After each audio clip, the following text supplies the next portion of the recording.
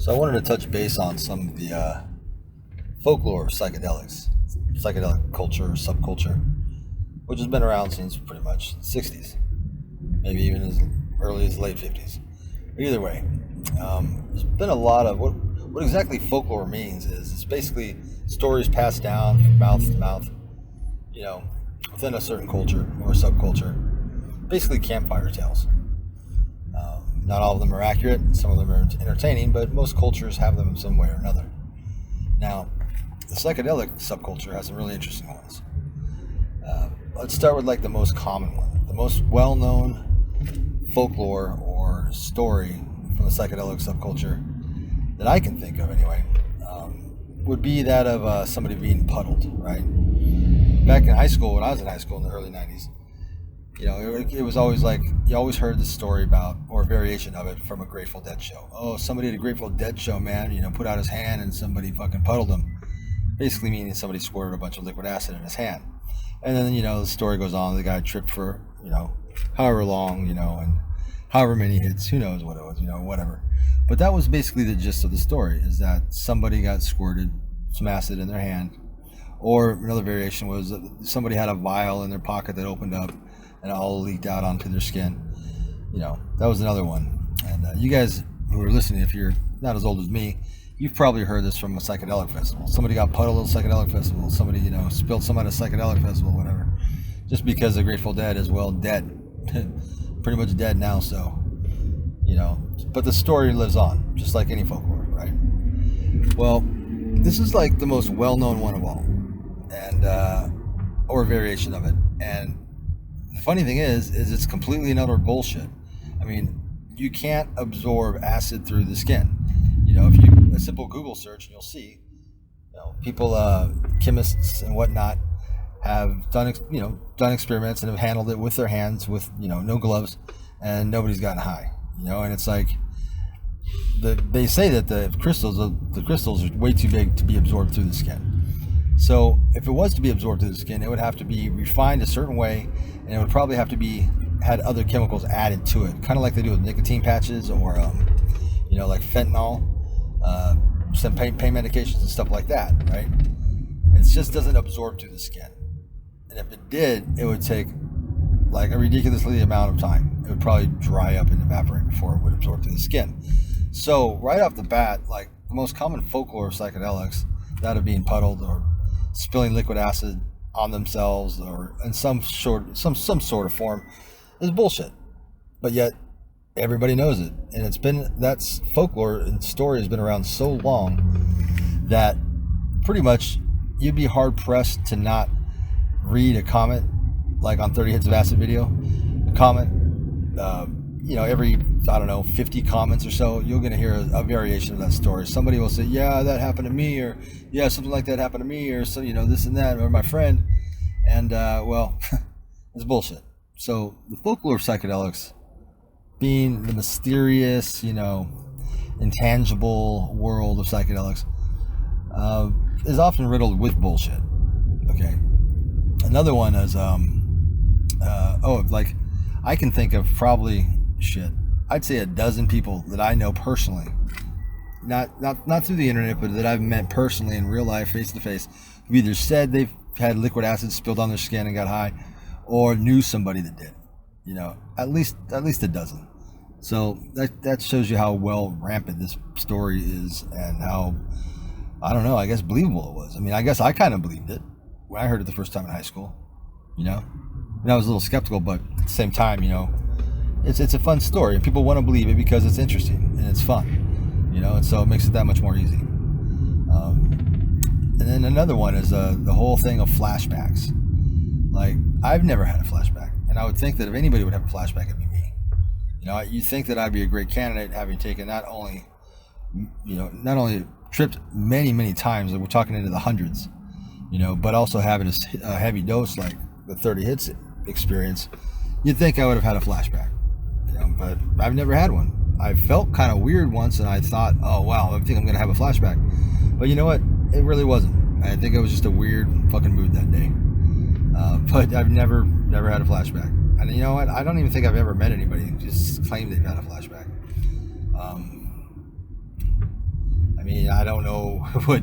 I mean, I doesn't sound like that's very reasonable. And I guess the whole thing was that it was absorbed or the acid stored in your spine or whatever. I don't even know if that's fucking true at all. But anyway, I think the flashback thing is bullshit too. What about the one where if you take more than 7 hits, now change the number. Some people say 10, some people say this or that. If you take more than, we'll just plug in a number 7. If you take more than 7 hits of acid, then you're legally insane, right? Well, I'm not sure. I think that may have started with somebody in a real criminal defense trial, somebody who used that as a possible defense for murdering somebody, that he was legally insane because he was on a bunch of acid. I don't remember who did it. I knew this at one time a long time ago because I actually tried to look it up, and this is what I came across. Is it was used in a defense once, and unsuccessfully, by the way. But I think that's how that myth got perpetuated. That folklore continues to this day. Once in a while I hear somebody say something like that. Take X amount of hits, then you're legally insane. But they don't say it like as legally insane as in the moment. They say it like as in forever, right? So that means that you're legally insane from now until the end of time. Wow, I must be fucking crazy then. But yeah, pretty much call bullshit on that one too. Another one. Everybody knows everybody's. Everybody knows. I've heard this one. Somebody somewhere took way too much acid and now is perma-tripping for the rest of their life. They're locked up in some sort of fucking hospital, tripping balls, right? Never came back. They never came back. Everybody always says that. Like, I see the comments in the 30 Hits video. People are saying like, hey, you're lucky you came back. You're lucky you came back. And it's like, yeah, well, I guess I am. But I don't know anybody who hasn't come back. But yet, in the comments of the video, in the 30 Hits video, you'll see from time to time somebody will say, yeah, I knew this person who never came back, blah, blah, blah, blah, blah. Probably the guy got puddled at a Grateful Dead show, right? And never came back. Probably, right? But I guess it's possible, but I mean, you'd probably have to have some sort of mental illness to begin with. Like, I could see if you're like, borderline schizophrenia and you took way too much acid, how maybe you could have like some sort of like, psychosis that you might not recover from completely. I guess I could kind of see that. But not everybody, but so many people have said throughout the years that I can recall, that they knew somebody, or somebody's brother, sister, somebody's fucking cousin, somebody's dog's niece, right? Somebody's fucking great aunt, nephew's babysitter never came back because they took too much acid. If that's true, if it is true, it's so rare that it's almost not worth mentioning, because I'd like to see somebody come up with a name, somebody come up with some sort of documented factual records of somebody who never came back because they took too much acid. I know there's a lot of people who never come back. All you got to do is walk downtown in any major city, and you'll see the homeless people walking around talking to themselves and shit. Those people never came back, but I doubt it's from taking too much acid. I think it's from mental illness or from whatever. Who knows? But yeah. So if that is true, that you can take too much acid and never come back, and I think the one I've heard, well, one of the ones I've heard is like the guy thinks he's like a glass of orange juice or something. I mean, there's so many variations, and that's the thing with folklore, right? There's a perpetuated story, like say the puddling story, and the more it gets passed around, it changes. The details change, right? So instead of a guy getting puddled in his hand at a Grateful Dead show, it's a guy now, that same storyline, right? Just of liquid acid on his skin. Now that same storyline has morphed into, a guy selling acid at a festival, the vial broke in his pocket, right? So there's the variation of basically the same story, which is liquid acid on somebody's skin. Well, that's kind of how folklore works. It's a campfire story. The more it gets told, the more it'll slightly change and evolve and change and evolve. And the more people, every 4 or 5 people that hear this story, one of these people will start telling it as if it happened to them, right? Because they just want the attention or whatever, because they just do. I'm not even gonna speculate as to why, but they do. Not everybody does it, but 1 out of 5, 1 out of 10 people will repeat that story with a slight variation, and they'll say that it's theirs, that happened to them when it really didn't. And that's how this shit gets perpetuated, and that's how everybody and the subculture now knows everybody. And like, somebody that's happened to, right? And then everyone's like, oh, that shit's fucking common, that shit happens all the time, man. It's like, well, no, it doesn't. It actually happens very rarely, if at all. In the case of the puddling, it's fucking never happened, because it's basically physically impossible. But yet people still think it happens all the time, or it's a common occurrence, or it's happened to so many people. No, the story has been told by so many people. The story may be common, but the actual experience is not, or has never happened in the case of puddling and getting high. And like even with the 30 hits of acid one, man, I used to, back when it first went viral and people were posting stuff, I was surprised because so many comments were coming up like, oh man, that same thing happened to me. Yeah, that same thing happened to me. And it was like, really? And I was just really curious, because I was like, wow, okay, I thought like that was, I was like one of the only people that this has happened to. I mean, I never thought that I was the only person who accidentally took too much acid through an eyedropper from a hippie. I didn't think I was the only person in the world, but I thought I was one of very, very, very, very few. Here are people staying on my video, oh, that happened to me, or hey, yeah, that happened to my friend. And I was like, oh shit, really? And so, I'd question them about it, and I noticed, like, if you question them out in the open, they didn't really respond much. So this is back in the day when YouTube had like the inbox, where you could private in-message people, just like Facebook, right? So I would inbox people on YouTube and say, hey man, that's a trip, dude, same shit happened to you, really?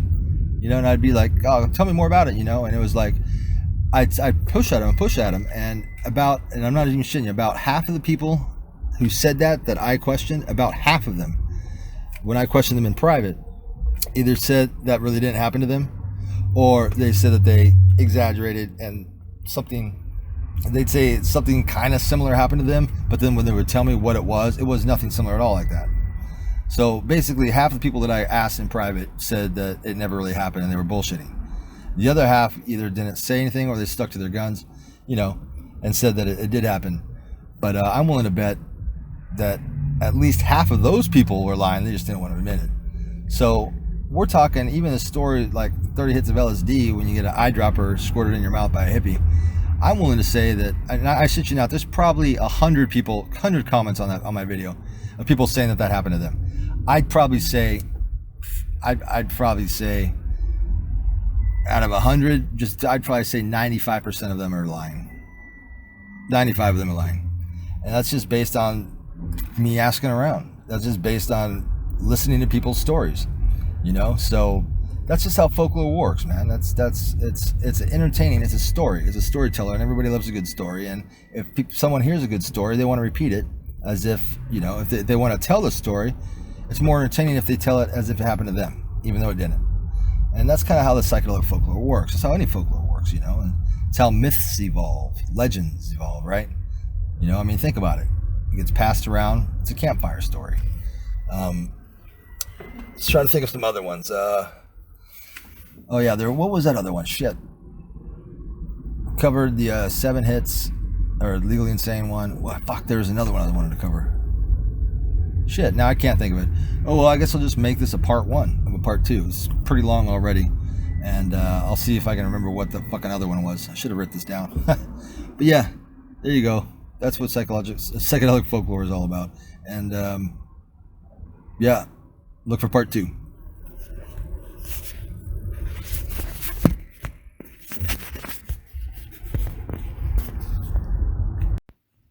And finally, one of my favorite stories of the psychedelic folklore is that of a thumbprint. This is something I've only started to hear recently, like in the last maybe 10 years, but maybe I'm just not paying attention. But basically the thumbprint is like some sort of like kind of psychedelic initiation of some sort, where there's like crystal LSD and you lick your thumb, you dip it in it, and then you lick your thumb again, meaning that you probably took, and who knows, 10 hits, 30 hits, 40, 50, 100, who knows, because it depends on how wet your thumb is and how hard you press and how big it is. But I don't know, that sounds pretty retarded. I mean, you'd have to be kind of retarded to do that, for one. It sounds dangerous as hell. But there are a lot of retarded people out there. Maybe that has happened. I think, just like all the other stories, I see this come up quite a bit. on my 30 Hits of Acid video in the comments, people saying that they've done the thumbprint or they know somebody's done a thumbprint. I'm willing to say, just like all the other stories, the puddling and whatnot, the experience is rare. The story is quite common. It's a folklore. The more it gets passed around, the more it gets morphed, the more, she said, he said, I heard somebody, I know somebody, or I did it. And now the story is quite common where a lot of people know of it. So people think that means the experience is common. Like, oh yeah, that happens all the time, dude. What the hell? It was the 90s. It's like, no. It doesn't happen all the time. The story gets repeated a lot, and people hijack it and say that it's happened to them, or they know somebody that's happened to, and then they morph it a little bit to make it seem like it's somewhat unique, and they add their own little personal details to it. But it's still the same fucking story.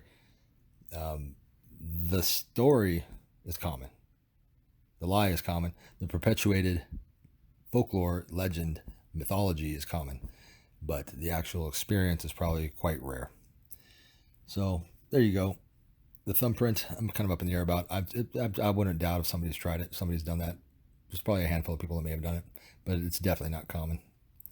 Definitely not a common thing. Story is, but not the experience.